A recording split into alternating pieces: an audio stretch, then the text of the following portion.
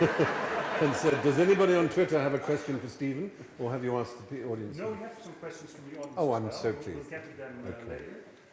First of all, for the people who have already read the Fry Chronicles, Yes. it's most noteworthy that all chapters start with the letter C.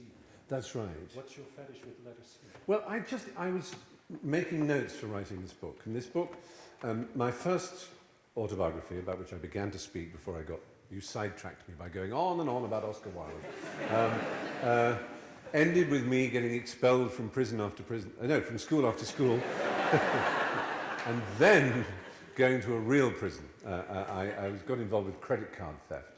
So I went to prison, and as it were, the first edition of my autobiography, if you can picture it in a cinematic way, there I'm lying racked with sobs on a straw-covered stone floor with the shadows of the prison bars across me, and the world thinking, is this the end of our hero?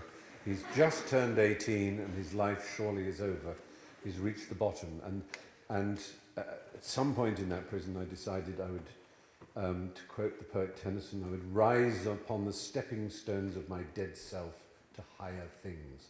And I let out of prison on probation for 2 years. And my parents accepted me back, but they said, look, darling, you've been expelled from so many schools. We had to go and see you in prison. You'd run away. We were desperately worried about you. If you want to continue your education and you say you do, then that's up to you. But it is entirely up to you.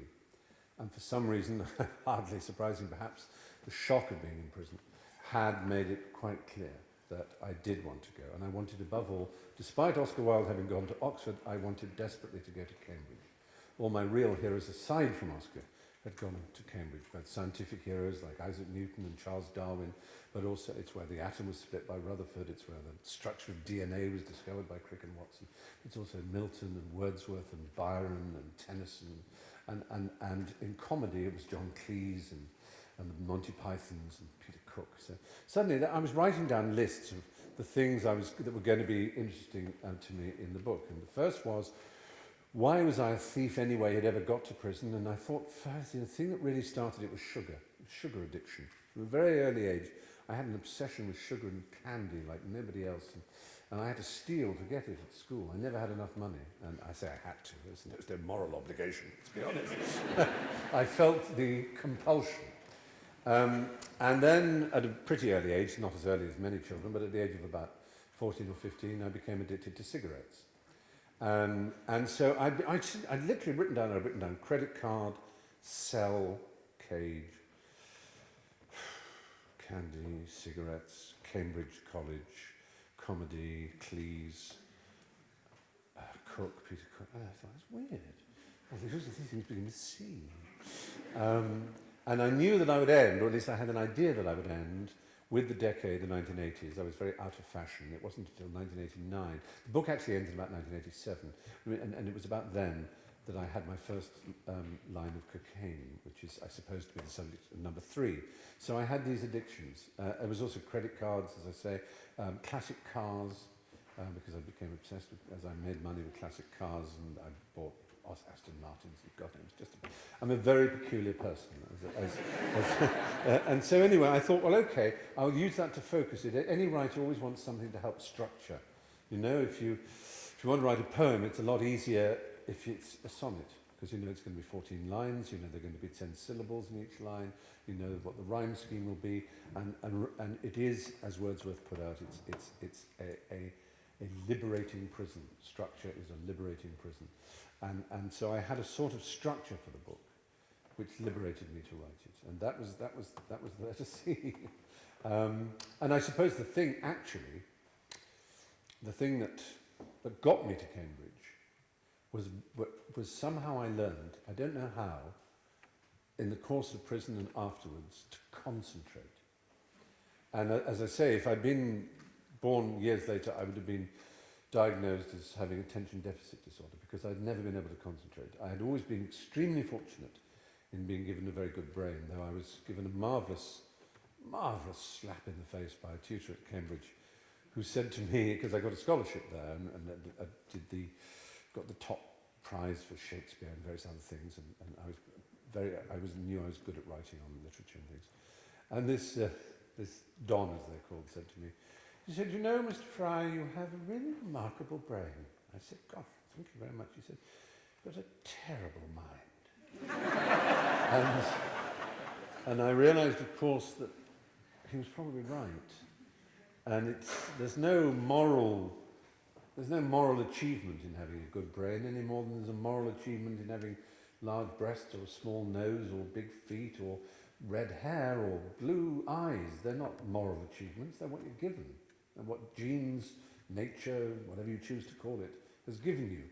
But a mind is what you make of it. A mind is composed of a moral compass, of sympathy, of feeling, and of understanding.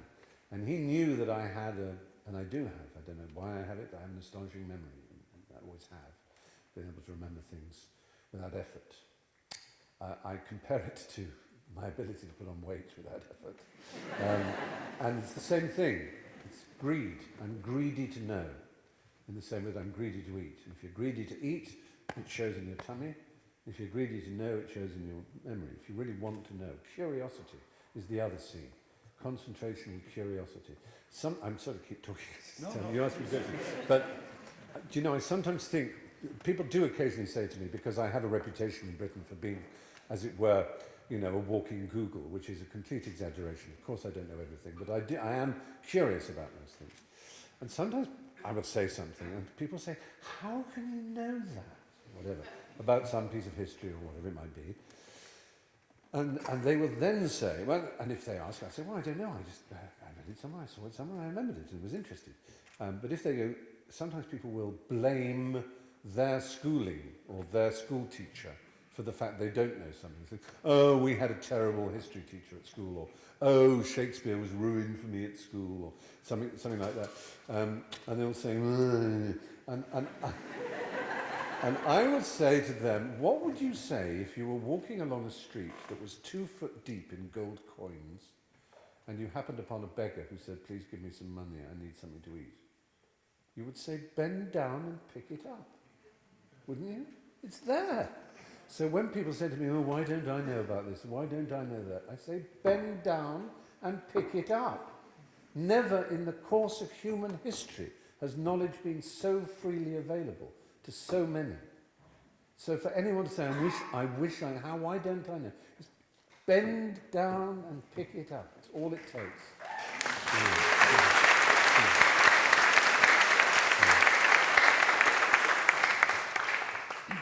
Having said that, on several occasions in your book, you write about the fear of being unmasked or found out. Is that a fear that still haunts you today? Completely, yes. I'm fully aware that because of memory and because of a facility with language and because of an apparent ease, I can appear confident in the very bad C's here, complacent, really smug. There are plenty of journalists who would love to slap me across the face because they think I'm so pleased with myself. And I'm fully aware that this is how I come across to some people, and I grapple with it in the book. I say, I probably say it too many times, although I actually say specifically in the book, look, I'm going to try and say this only once, and you can choose to believe me or not believe me. But for most of my life, I am in hate with myself. I am utterly disappointed with my failings. Aside from my physical self-disgust, which has been with me since the moment I could see myself in a mirror, my hatred, my envy of people who are short and elegant and graceful, my dislike of my physical features, which is of a Swiftian nature. It's a kind of morbid, and I'm aware it's stupid and it annoys people to hear people talk like that, but that just happens to be a truth. I've always had that. I also have a disgust about, I always think I should be better. I sometimes lie awake at night wishing I had taken different courses in life, although I have been incredibly blessed in every sense. You know, I ought to be satisfied, but there is some restlessness in me. It may be bipolar disorder, which is a thing I say suffer from. Sometimes I suffer from it, sometimes I almost celebrate it because of the energy it gives me, but sometimes, of course, it is very, very black and dark indeed. But I'm a half Jewish family. My father is English, but his wife, my mother, obviously, comes from a Jewish Eastern European family. And this is a strange little thought experiment that was given to me when I made a film about manic depression for the BBC a few years ago. There was a man who said to me, he said, you remind me of myself. I said, why is that? He said, because of the way you talk. It's very like the way I talk. Different accent, but it's very similar. You're very curious, aren't you? You're very restless, and you're always wanting to do something new and to prove yourself. Always need to prove yourself. And I said, yes. And this is the theory he advanced, and it's very beguiling. There's no empirical evidence for it, but it's nonetheless very interesting. He said, America, with the exception of black people and indigenous native people, is entirely composed of those descended from ancestors who said, this isn't good enough, let's move. So there were Italian peasants, or Irish peasants, or Dutch farmers, or German farmers, or Czechoslovakian Hussites, whoever they were, Russian Jews, Sicilians, Greeks, who said, this isn't good enough, we could do better. And they moved. And everyone in America, therefore, is descended from someone who has a restless gene, a Wanderlust, as they would say in German. And all of us here in Europe are all people who said, oh, well, it could be worse, I suppose. And so, somewhere we had an uncle and a grandfather, a great-grandfather and a great-uncle, or a great-great-uncle or a great-great-grandfather.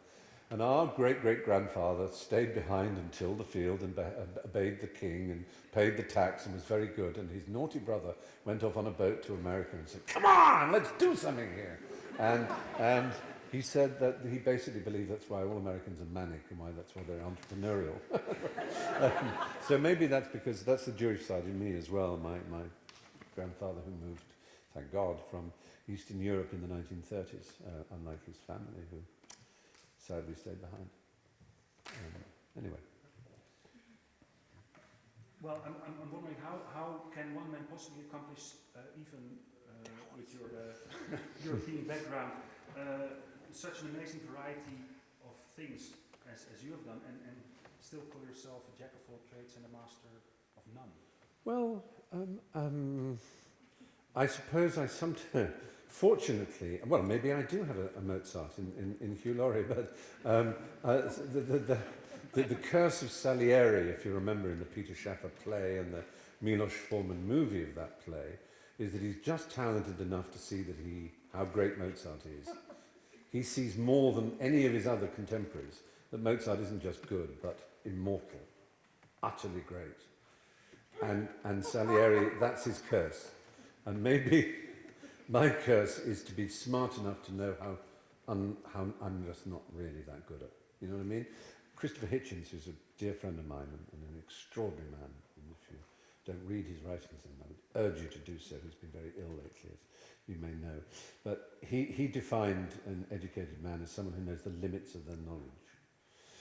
And I know the limits of my knowledge, and I worship and admire so many people who are hedgehogs rather than foxes. I don't know if you know that allusion. It's the philosopher Isaiah Berlin who wrote a famous essay called The Hedgehog and the Fox. He says a fox knows a little about a lot of things. A hedgehog knows a lot about one thing. And he talks, throughout history, he talks of writers, warriors, monarchs, philosophers, and divides them into hedgehogs and foxes.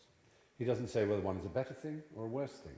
But a good example is, when I was at Cambridge, I had the good fortune to go to a play in my first term. I hadn't really thought of being an actor, although I sort of sensed that I'd always wanted to be that side of the stage. I'd rather be on the stage than sitting watching other people doing it. And I saw this play, it was a Tom Stoppard play, and there was a girl in it who was so fucking brilliant that it absolutely blew me away. She was the same year as me, it was her first term. She had arrived at the university. Everyone else in the play was okay, some were quite good, some were jolly good, but she was like, what? And I remember looking at the programme and finding her name, and It was an ordinary English name, Emma Thompson. And I thought, so well, how is she? And anyway, we became friends. It so happened we were in the same seminar group. I remember we both asked questions of this professor about Winter's Tale. We both had the same opinion about something. And so we walked back from the English faculty where we'd been talking. And we became friends, and I spoke about how I wanted to act. And she said, well, go, I'm going to play, go to an audition. So I did, and I got in, and I was in a play with her. We became very good friends. She was an extraordinary woman. And if you'd whispered in my ear, 5 minutes after I'd seen her on stage, you know, one day this woman will win two Oscars, I would go, yes, obviously. I'm seeing her. I can see her. There's no question, you know, it was just talent like that. Anyway, I wrote a play in my second year. Someone had asked me to do it. I don't know why they thought I could write a play. I've never written anything except privately for my own pleasure. And so I wrote this play, which was called Latin, and it was put on, and everyone in the university seemed to love it, and we kept having to do new productions of it. There was only 2 parts in it, one played by me and one by someone else. And so we took it to the Edinburgh Festival, where it won a prize, which is very exciting, and I felt, my God, I'm a writer. You know? And Emma came to see it, and she took a friend of hers with her, who was a very tall chap with sort of rather pink cheeks. And she introduced him, I couldn't remember his name, and I said hello, and he went, hello. And that was sort of it, really. I didn't think much more of it.